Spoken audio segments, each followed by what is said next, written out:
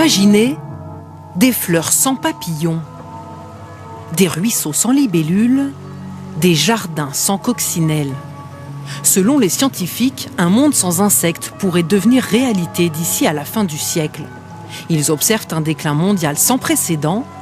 40% des espèces sont concernées avec des conséquences déjà visibles. François Lasserre est entomologiste.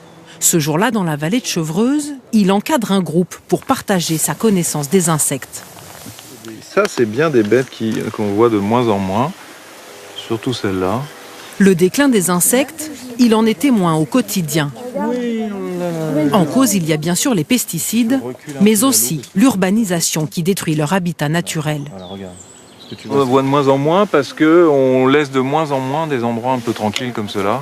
Il y a des fleurs sauvages, on laisse le temps aux plantes de pousser, aux chenilles de devenir des papillons.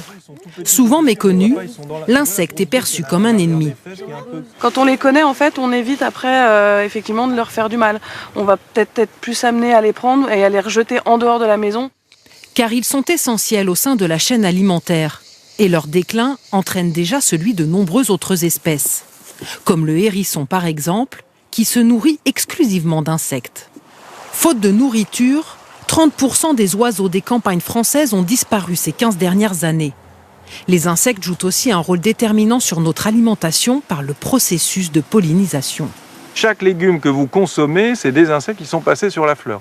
Et quand je vous parle de fleurs et de légumes, je vous parle aussi d'aubergines, de courgettes, de concombres. On se dit, s'il n'y a pas ce service de pollinisation, on risquerait d'avoir une nourriture moins riche. Pour enrayer ce déclin massif, les scientifiques préconisent d'interdire la plupart des pesticides et de limiter l'urbanisation.